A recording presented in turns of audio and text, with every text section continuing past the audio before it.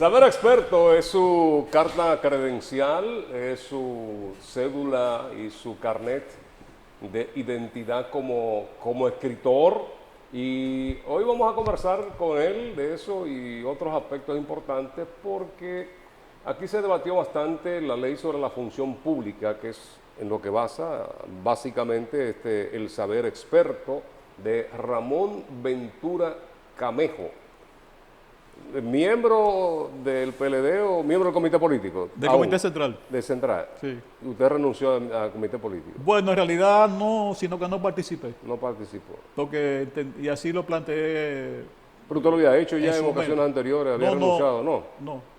No. O sea, diríamos una tregua, pero no. O sea, Oh. lo que hice fue que no participé, no en el Congreso para ser elegido. Es decir, que no renuncié a nada ahí, sino que no participé.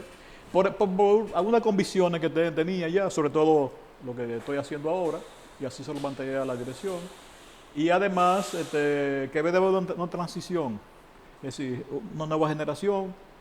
No deben ser todos los que tengan cierta edad que salgan, sino poco a poco.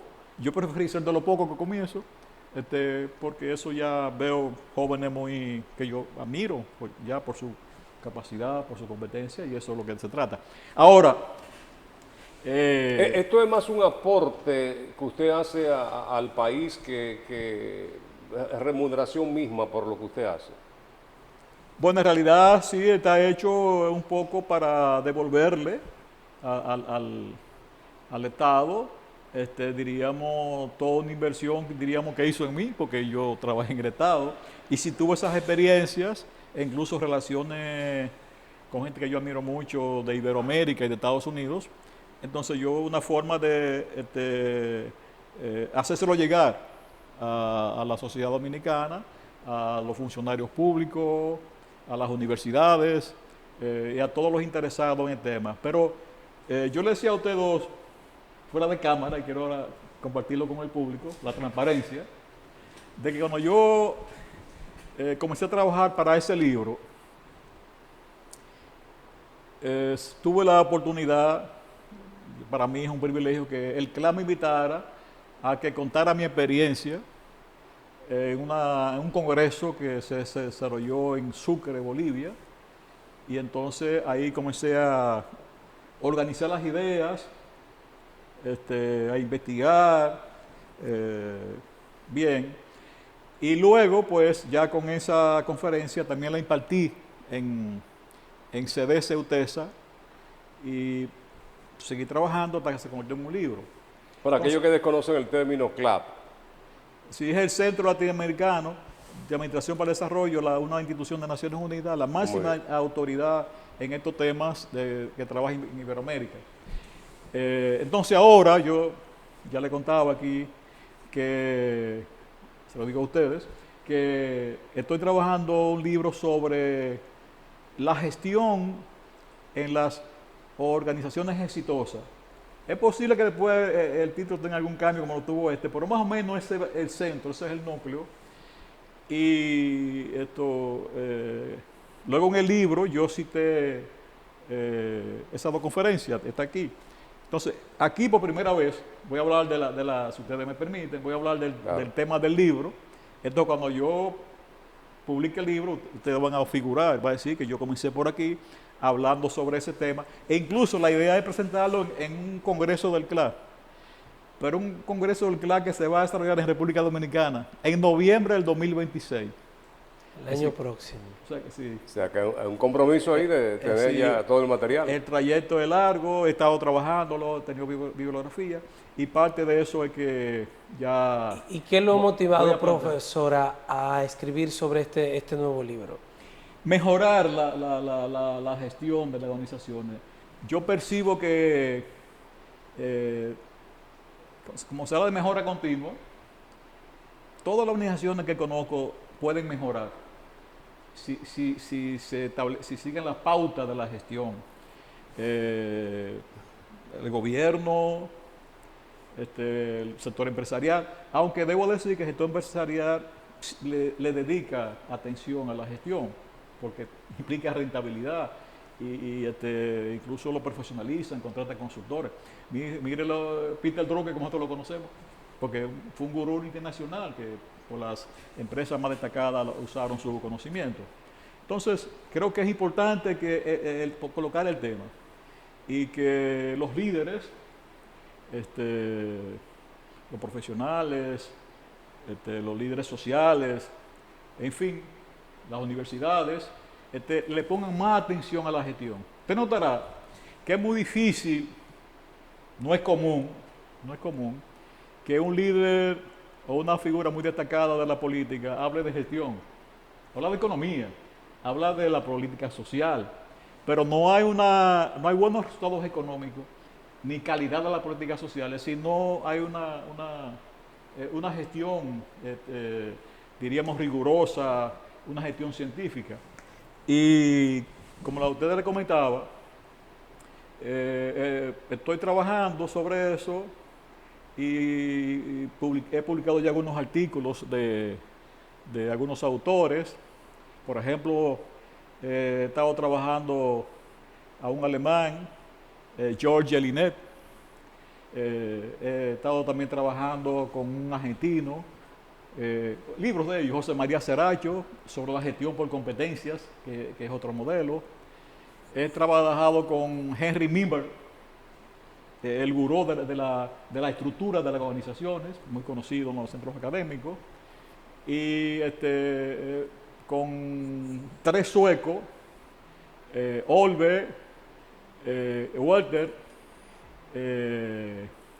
y Olve y Bacon, sobre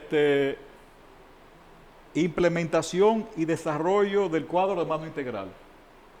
O sea, ellos trabajaron sobre ese tema, pero ahora también estoy trabajando con los autores originales, que es con Robert Kaplan y David Norton, gente de Harvard, que han tenido mucho éxito con ese tema. ¿Qué me llama mucho la atención para superar las precariedades de gestión? Las organizaciones no difunden su misión. Es decir, usted puede verificarlo con cualquier tipo de organización y tú le preguntas hasta altos ejecutivos, ¿cuál es la misión de tu organización? Y tú le agregas, ¿cuál es la estrategia? ¿Cuál es, diríamos, la metodología que están implicando para cumplirlo? No me doy cuenta que a veces en papeles, en las paredes, dice la visión, pero la misión, los valores, pero eso es una formalidad. Me luce que David Norton y Robert Kaplan han hecho un gran aporte, entre otros, que si tengo tiempo citaré, pero comienzo porque creo más interesante por forma de tiempo. Si no puedo hablar de los otros, pues en otra ocasión.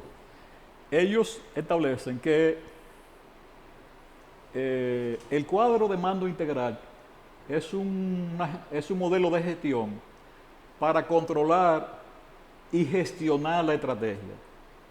Que esto se inicia cuando usted la visión y la estrategia lo transforma en objetivos fundamentales, que son objetivos esenciales.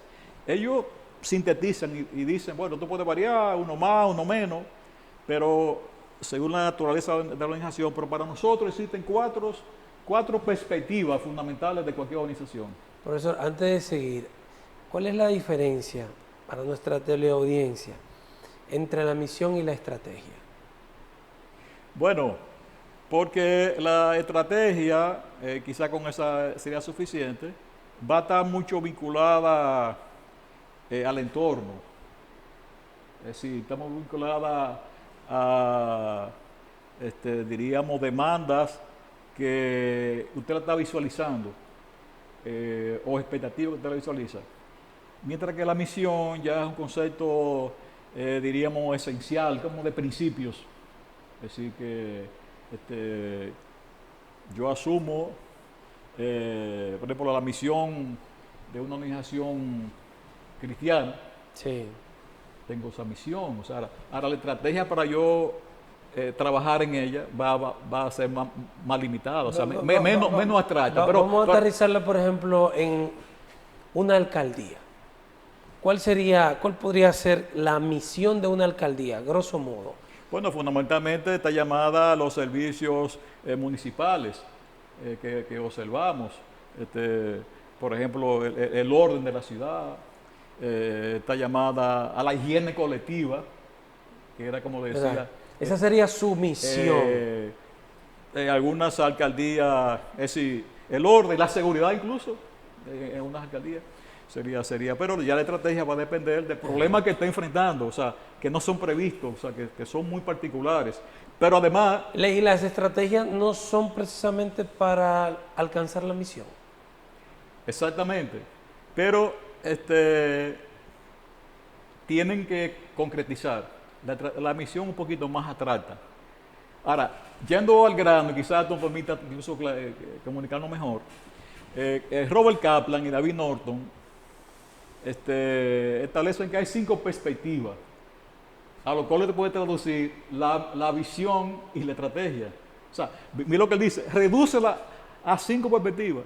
Quiere decir que tanto la misión te da para muchas más perspectivas, pero redúcela a 5 nada más, para poder trabajarla, o sea, porque es así. Incluso hoy los planes estratégicos, los facilitadores, antes, te ponían varios ejes. Y creo que bajo esa influencia ya han reducido los ejes, porque se dan cuenta que tú dispersas cuando tú es decir, entonces yo creo que ahora nos tenemos mejor. Es decir, cómo tú puedes, el universo de la misión, tú lo reduces incluso hasta los recursos económicos, los recursos tecnológicos. Claro, Entonces, por eso te limita. ¿Estamos de acuerdo? claro. Bueno, entonces, vuelvo y dice, reduzca la visión y la estrategia a 4 perspectivas. Si es una empresa, esencialmente no puede faltar la perspectiva financiera. Pero yo sé la crítica de que el modelo tradicional ya no puede preservarse, porque le daba una sobredimensión a la perspectiva financiera y a largo plazo la estrategia se veía afectada porque descuidaba otras dimensiones que al final te van a producir y te van a dar valor, van a agregarle valor a los procesos financieros. Entonces, dice, tienen que también plantearse la perspectiva del cliente. Creo que ya con el marketing eso también se fue desarrollando. Sí, sí. Tiene que situarse en la perspectiva del cliente. Pero 2 perspectivas más. Tiene que enfocar la perspectiva de los procesos internos. Entonces, en los procesos internos, ahí ya viene reducir tiempo, ahí viene la innovación, el aprendizaje. Entonces, Eficacia de los recursos. es fundamental los recursos, o sea, los procesos internos que antes se descuidaban. Y luego viene un elemento que todavía no tiene quizá la importancia que debe tener, que es formación y crecimiento. Usted tiene que formar a su personal permanentemente, o sea, y incluso sobre los temas de lo que usted está trabajando. Antes eso no se hacía. Es lo que ellos dicen,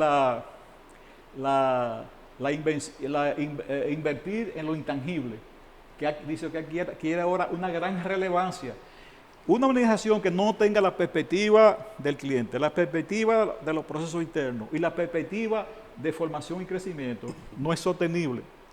Entonces, con todo esto ellos dicen, bueno, el premio a todo esto es que el modelo te traduce la estrategia en acción, que es un elemento muy retador.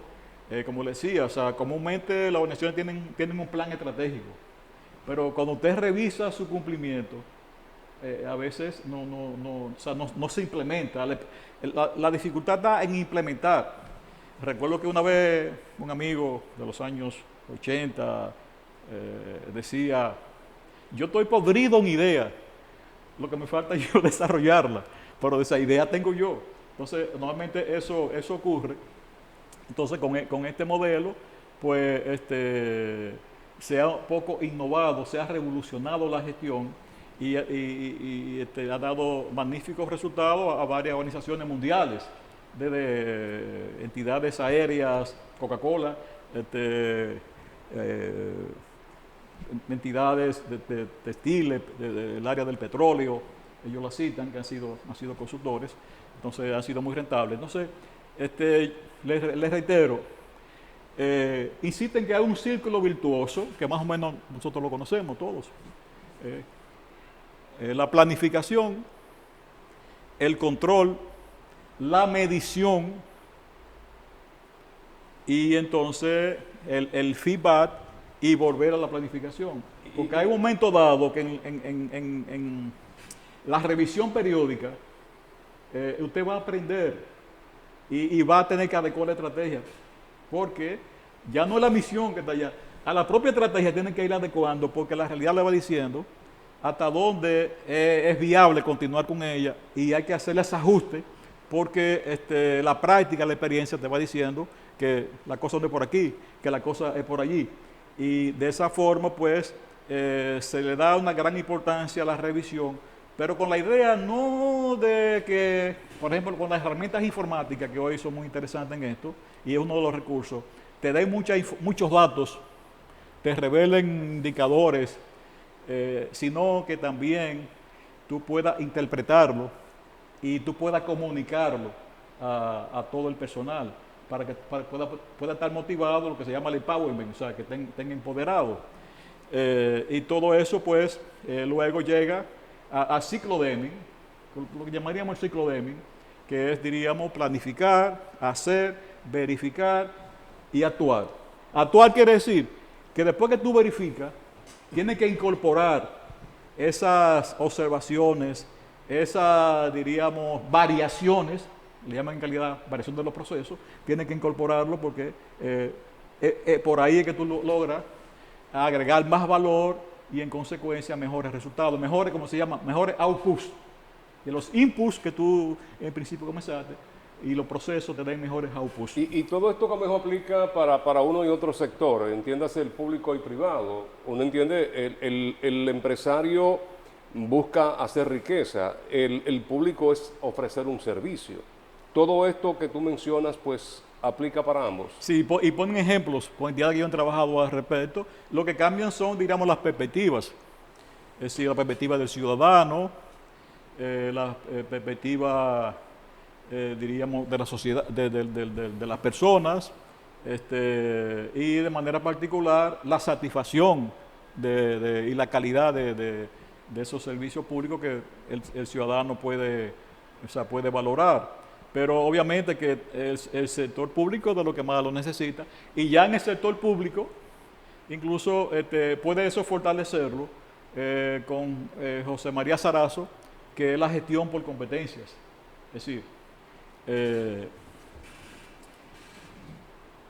en los últimos años ha sido un tema que bastante también difundido, de que tú tienes que distinguir, diríamos, buenas prácticas para tú mejorar también los resultados. Entre las competencias que Sarazo plantea está, por ejemplo, la competencia distintiva de una organización. La competencia distintiva, él dice, es el conocimiento que posee esa organización, el know-how, o sea, hasta dónde yo tengo una competencia distintiva que yo la identifico. ¿Cómo yo la identifico? Bueno, si en un departamento, en una división, una sección, se está haciendo un buen trabajo de una empresa, en otros no, entonces llama la atención, ojo ejecutivo, observe por qué ese departamento, por qué esa área tiene buenos resultados. Entonces dice, va a encontrar que tienen conocimientos más allá de lo que los demás tienen y que esos conocimientos entonces a través del benchmarking, el bench learning, o sea, la socialización, entonces pasan a ser genéricos. Y no sé lo que llaman la competencia genérica, que ya es de la organización, y finalmente las competencias funcionales, que ya son la destreza demostrada por esa área.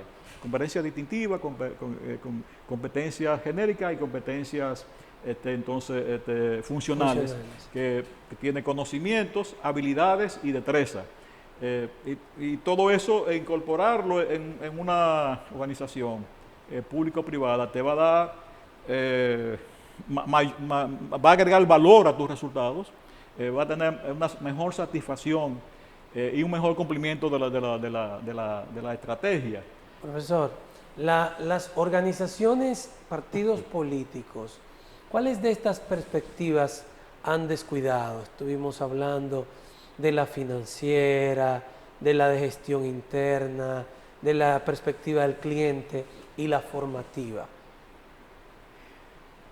Yo diría que un poco no se ha incorporado a la cultura. Yo a veces pienso que hay, de alguna manera, un descuido con la formación y la capacitación. Él ya vendría a los temas ideológicos, o sea, cómo la calidad política, la calidad de las ideas se ha reducido, que no es un fenómeno local, o sea, un fenómeno que viene, se extiende y que tuvo su momento de ruptura, su punto de inflexión, que fue con la crisis de las ideologías. A partir de ahí, pues, la certeza que teníamos ya no son válidas. Además, el entorno es cada día más dinámico.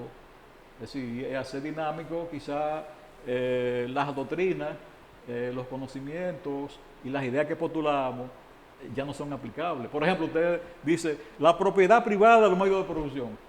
Eso era lo de los 70 atrás. Ahora usted se ríe, usted dice, atienda lo que no está bien. Después del café, profesor, díganos cómo ha impactado el descuido de la perspectiva de la formación a los partidos políticos en la República Dominicana.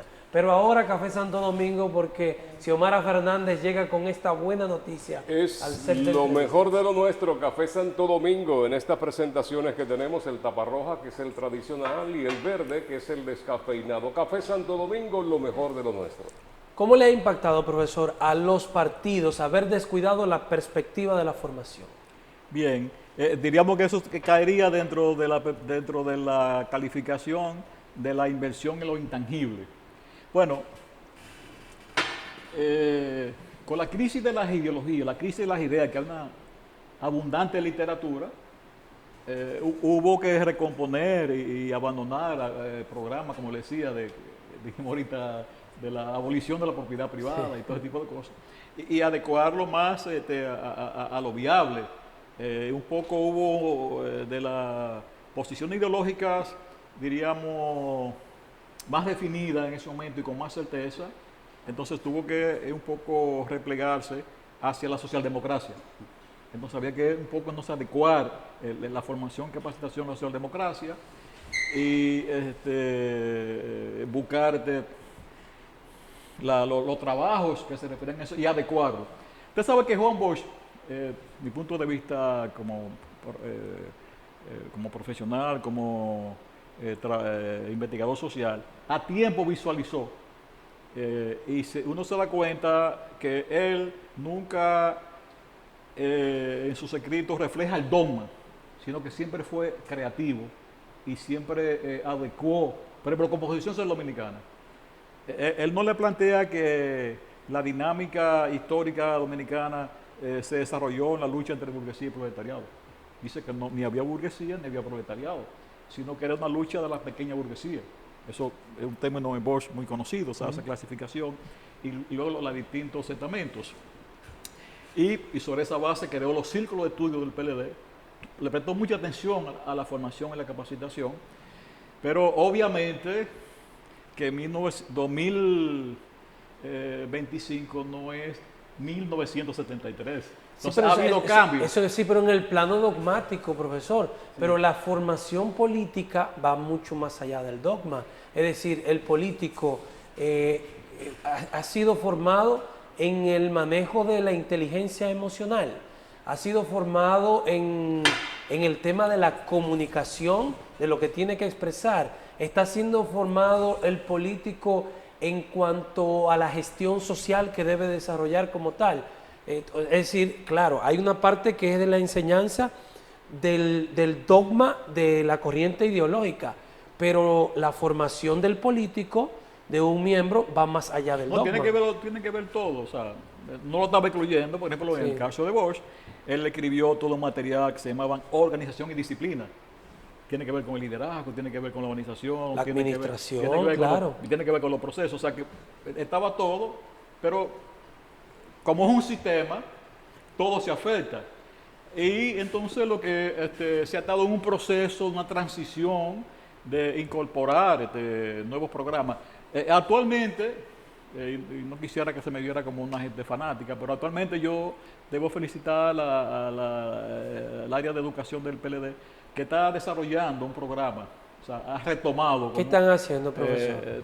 Todo, desde los programas de liderazgo, los problemas organizacionales, los problemas de gestión partidaria, los problemas de trabajar con la sociedad, el uso de la tecnología, o sea, todo eso lo han comenzado a desarrollar. Ojalá que se tenga todo el éxito que se espera, pero se ha retomado. Y pienso que igual otras organizaciones, también no estoy tan informado, pero sé que también estarán en eso, ¿sabes? Porque, o sea, pero no diríamos con la intensidad y con la pasión de mi generación. Había una pasión por el conocimiento político, por el conocimiento del trabajo organizativo, por el trabajo con las masas, con los trabajadores, con la junta de vecinos, con los clubes, asociaciones campesinas, o sea, la preponderancia incluso de la clase obrera que había que concientizar para lo que venía. O sea, había un condicionamiento, porque había una misión. Entonces, pero lo que yo quiero sí sumarme a la necesidad de que cada vez más se retome la formación y la capacitación, se puedan adecuar todo lo relativo a los indicadores de gestión, porque no es igual que tú tengas todo un protocolo de trabajo, por llamarlo así, que usted antes de comenzar el activismo, usted se sienta y hace, diríamos, un FODA. Usted hace una evaluación de ver sus fortalezas, sus debilidades, ver las necesidades, escuchar a los target group, o sea, los grupos interesados, qué es lo que ellos desean. Porque a veces había un poco de autoritarismo de que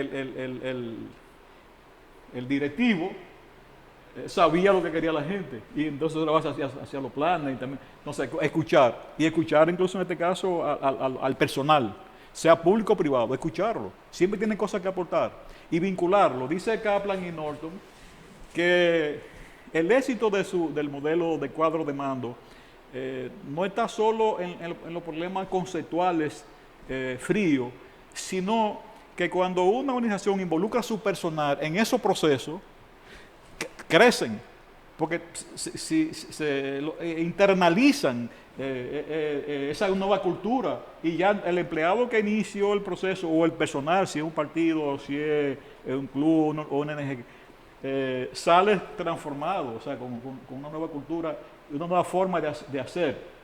De tal manera que yo le insisto a ustedes que por eso veo la necesidad de que podamos divulgar toda esa literatura sobre gestión y un poco quizás si el genio o el azar nos acompaña, poder identificar dónde se pueden hacer aportes, dónde se puede mejorar. Hay que mejorar el paso del día, hay que mejorar los diagnósticos, no se hacen bien los diagnósticos. Hay que un poco redefinir en algunas ocasiones la misión, que fue quizá un consultor que se le ocurrió y la planteó y tiene un esquema, y si hubo participación de todo el personal, lo que ellos sienten de que es su responsabilidad. Los planes estratégicos, se tomaron en cuenta todas las posibilidades, es decir, ¿qué queremos ser? ¿Hacia dónde queremos ir? Pero ¿cómo vamos a ir? Contamos con las herramientas, diríamos, y los recursos para ir ahí, o tenemos que un poco ser más objetivos. Luego, evaluar si realmente se va cumpliendo en un porcentaje adecuado. El feedback, que es donde se insiste mucho, que uno de los fundamentales aprendizajes. En el caso nuestro que promovimos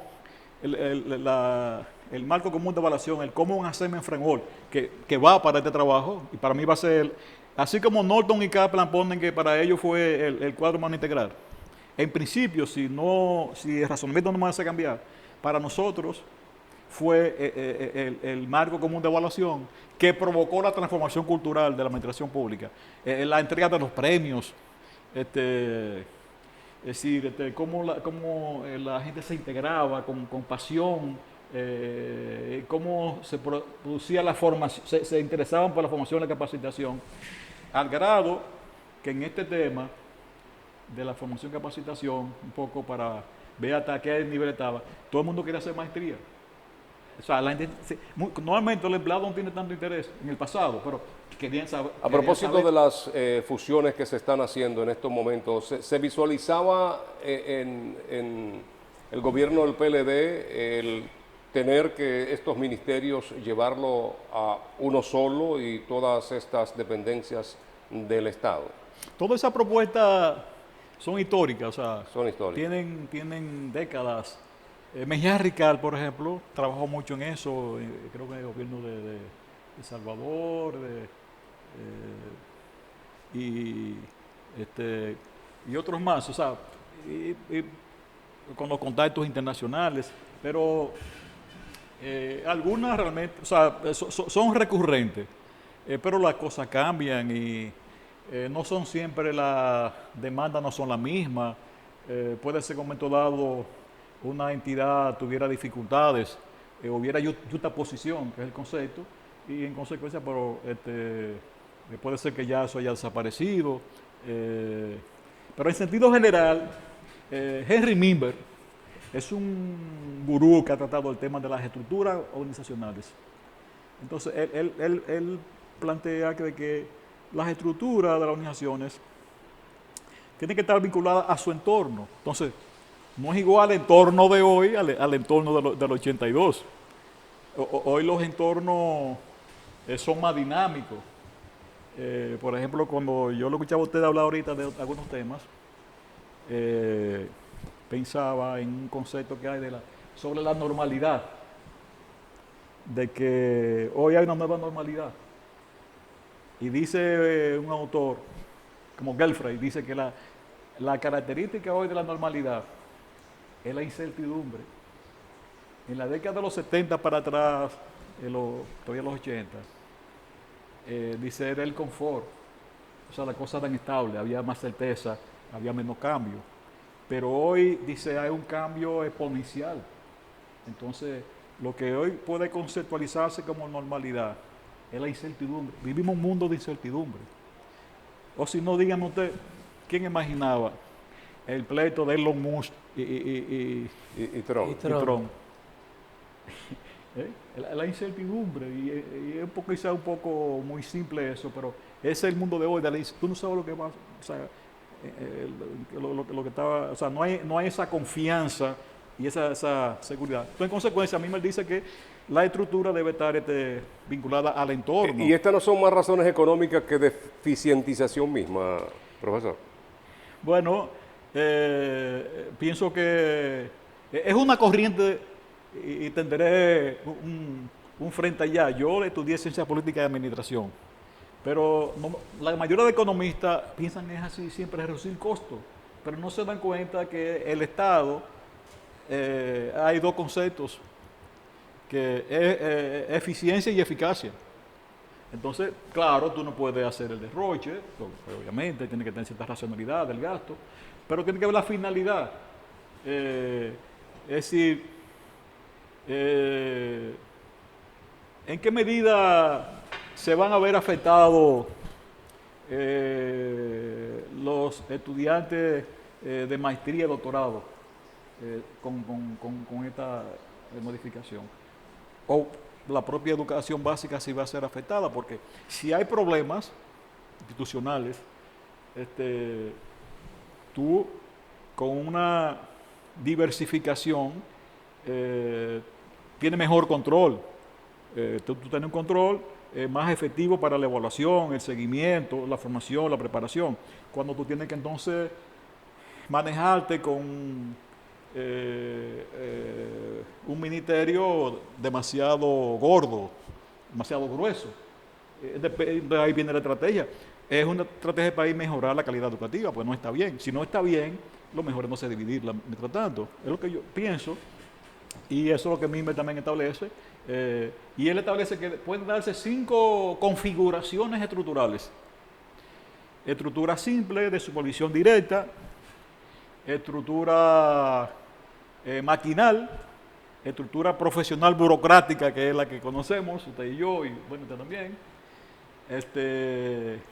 y lo que él llama también la aldocracia. La aldocracia es la última parte que él estuvo trabajando, Henry Mimber, y la ve más como una transición en la que un poco es una gestión más horizontal, menos vertical. De tal forma que todo eso lleva a que hay que detenerse a ver qué persigo, porque o sea, no todas las fusiones y modificaciones producen los mismos resultados, ni tienen la misma necesidades. Puede ser que en algunos casos sí, es válida fusionar y hasta desaparecer, pero en otros casos no, porque tiene que sentarte a verla en particular. Yo respeto las decisiones porque el pueblo le da democráticamente los poderes por 4 años para que usted actúe, pero obviamente que eso debe también escuchárselo y formar consenso, cuando a veces se hace también. Pero yo no soy partidario de que esas 2 etarías se puedan funcionar en este momento. Puede ser que cuando aparezcan los datos de PISA, que hemos mejorado los niveles educativos y que la formación profesional también ha crecido, pero no es el momento. ¿Y los otros 2, profesor? Hacienda y Planificación, Economía y Desarrollo. Estuvieron juntos antes. Ya. Estuvieron juntos antes. No es mi área, no puedo opinar tampoco, pero igual que en la anterior. Pero antes estuvieron funcionando. Debo decirle que es un problema que lo estuvimos viendo durante años. Y eso nos llevó a conocer otras reformas y otros estilos. Por ejemplo, en una parte de algunos países, y yo tengo más la experiencia de España, por los vínculos que tuve en la gestión con ellos, crear y modificar las estructuras, los ministerios, para decir más claro, concreto, no es un asunto de ley, sino que es un asunto reglamentario. Es decir, el gobierno, el presidente, asume, casi siempre a los inicios, él tiene un plan de gobierno, entonces él sabe dónde se va a concentrar, entonces él produce las fusiones, él determina la preponderancia del órgano, del ministerio, y entonces lo hace. Cuando aquí tuvieron los consultores con nosotros trabajando en el tema, tanto franceses como españoles, nos plantearon de que eso hubiera de ser una atribución presidencial. Yo le dije, bueno, sí, pero más adelante, porque los presidentes latinoamericanos como los dominicanos, tienen mucha presión de los seguidores, de los partidos. Entonces, si él puede crear el ministerio, él va a tener esa tentación. Entonces es preferible proteger al presidente y que sea por ley. Porque así cuando alguien va a pedirle que los nombres ministros y hasta llevan el ministerio estructurado, sí, él dice, no, es que yo no puedo. Entonces, pero en los países europeos y algunos de América Latina, crear y modificar los ministerios es una facultad reglamentaria. Ahora, fíjese bien, usted es abogado, ¿verdad? Todavía no. Bueno, fíjese bien, que es un tema que yo incluso le puse a discusión a un amigo de ustedes en estos días, que la Manuel Estrella. Que muchas veces no se presta atención a eso, yo leyendo y buscando, entonces me pongo a molestar a los que saben, porque él sí es abogado. Entonces le dije, mira, tú sabías que aunque una facultad sea reglamentaria, es que el MIT del reglamento no puede variarlo, porque ya eso es jurisdiccional.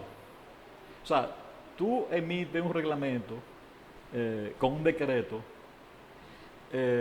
Cuando tú quieras, entonces tú no puedes venir. Eso tiene que ser sometido a lo jurisdiccional, debe ser un juez. Un poco aquí eso no se ha comentado, pero yo leyendo... Porque tú no eres dueño ya. Yo leyendo, incluso sigo mucho algunos administrativistas españoles, ellos plantean eso, de que aunque el presidente emitiera el reglamento, luego él mismo no puede variarlo. Ventura, y este Ministerio de la Familia, porque vimos ahora que sometieron en el Congreso, alguien motivó para también un Ministerio del Hombre. ¿No sería mejor tener un Ministerio de la Familia y estar todos juntos ahí? Esa es la propuesta que también ha estado siempre como alternativa. Lo que ocurre es que está la segmentación, los intereses. Recuerdo que una vez eso se planteó y entonces los jóvenes un poco estaban rebelados contra los reformadores. Entonces tú estás contra los jóvenes o tú estás contra las mujeres, porque son sectores que merecen una atención especial. Y es cierto, merecen una atención especial. Y cuando se debatía eso en el interior de la familia, entonces no se lograba consenso, porque hay que siempre tener la actitud de que tampoco uno no es portador de la verdad absoluta, tiene que escuchar otros pareceres, otras opiniones, y tiene que ceder. Y también en un momento determinado era importante tener un ministerio de los jóvenes, porque se habla cómo tú logras potencializar a los jóvenes, que ocupen más espacio, que todavía no tienen los espacios que deben tener. Y en el caso del género, de las mujeres, que también es una lucha mundial. Entonces, están esos elementos también ahí. Es un problema de recursos, valoración, estrategia y programas. En su experiencia internacional, ¿qué tantos países tienen un Ministerio de la Juventud y de la Mujer? Muy poco. No lo podemos decir porque tampoco quiero debilitar. Porque el caso, pero es una realidad, profesor. Pero el caso particular dominicano es posible que tenga más justificación que en un país como Estados Unidos o que Alemania. Pero en la región, ¿qué tantos países? La región es tímida en eso, sí. Más conservadora, sí, más conservadora. Pero como le he dicho, todo esto desde que, y en el caso de Jelinet, que él es otro de los autores que me está haciendo de biografía, entiende que es fundamental en una organización conocer su historia, que es algo recurrente y compartido, que que la historia te da a conocer la profundidad y la lejanía de una organización. Por eso es importante también conocer la historia de las organizaciones, de las entidades públicas y privadas. ¿Por qué se formó? ¿De dónde viene? A veces tienen su momento heroico. Personajes que jugaron un papel importante que luego son olvidados. Entonces, todo estos procesos también está de formación, está conocer la historia. Usted sabrá, Bosch siempre insistió mucho en el caso de la historia, como una referencia, como parte de la formación. Para usted estar más identificado con la República Dominicana, para usted amar su país, tiene que conocer su historia y ver el tránsito, los hombres y mujeres, que también reconocerle que nos dieron esta identidad. Eso es reconocimiento. Me conecta con el premio que ustedes establecieron, que parece que estimuló mucho la buena gestión. Parece que ha perdido esplendor ese premio, parece que esa excelencia que impulsaba, parece que eso ha ido mermando. Bueno, cuando conversé con el ministro en Brasil, ¿Con el actual ministro? en la oficina del CLAD, que ahí fue que nos juntamos, porque yo tengo muchos amigos del CLAD, él me dijo que él reconocía el aporte del premio, que a los premios que él había entregado notaba ese entusiasmo y esa identificación y ese apego que él no se imaginaba que tenían los empleados. No sé, hizo una buena valoración. Lo que yo lamento es, y ya es una observación para un amigo, es que el anterior ministro eliminó el premio provincial de Santiago. Es así. Porque eso es, diríamos, no particularizar. Es que Santiago no es otra provincia, porque decía, bueno, ¿y por qué Santiago? ¿Por qué no una del sur? ¿Por qué una del este? Bueno, en principio eso es un argumento, pero si usted aterriza, es que Santiago es una ciudad por ejemplo, de emprendedores. El primer concepto que yo escuché de calidad fue aquí en Santiago, control de calidad, y voy a hacer la promoción, en base a Antillán no había control de calidad, y ahí comencé yo siendo un jovencito, oí que había control de calidad, y luego vino calidad total, TQM, Y pudo expandirse a otra provincia. Aquí estaba instalado, porque eso mejor. ¿Y por qué no se creó premios regionales? ¿Cómo hace la juventud? Claro. ¿Cómo hace la juventud? Bien, porque esa era la estrategia. Demostrar la bondad del premio provincial, porque eso mejora la relación entre el sector público y privado y el ciudadano fundamentalmente. Claro. Cuando tú mejoras los trámites, cuando tú te pones los zapatos del ciudadano y tú sabes que adquirir un servicio te produce muchas dificultades, entonces tú tratas de mejorarlo. Aquí nos concentramos, se va a hacer el premio, en los centros de atención primaria. Aquí en Santiago hay cerca de 100 centros de atención primaria, la gente no lo sabe. Yo lo visité a todos. En estos días me encontré con una doctora que era de las mejores gestoras de los centros de atención primaria y le pregunté, me dijo que todo sigue muy bien, me dijo. Incluso me invitó a que fuera, yo le dije que sí, pero yo no pienso ir porque ahí si yo voy después... Es percepción nuestra... Pero me agradó escuchar de parte de ella que su centro de atención primaria sigue es percepción nuestra, profesor, que hoy día no vemos tanto postulados a premios internacionales, instituciones dominicanas. Bueno, porque... pero sí debo destacarle una actitud positiva. Ajá. Que cada año todavía hay entidades que siguen ganando premios dominicanas. Puede ser, diríamos, por rebote, como usan ese concepto. Efecto rebote, sí. Todavía lo siguen recibiendo. Y debo reiterarle a usted una vez más que yo agradecí la invitación que me hizo el presidente Luis Abinader. El primer año después que yo salí, él me invitó a la entrega de los premios de la calidad. E incluso no solamente me invitó, sino que habló sobre ese programa, se identificó con él y dijo que me invitó por eso, porque él quería reconocerme en mi labor en eso, y que me parara donde yo estaba y que fuera al lado de él para entregar los premios.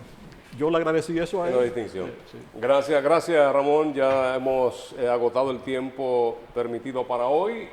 Agradecemos como siempre tu presencia por aquí, de hablarnos algo del saber experto y más el libro que viene por ahí que ya se está fraguando. Que ustedes van a ser citados porque aquí hay que hablar de eso por primera vez y incluso ustedes van a ser ahora una especie de supervisores de que yo siga trabajando el libro de la gestión.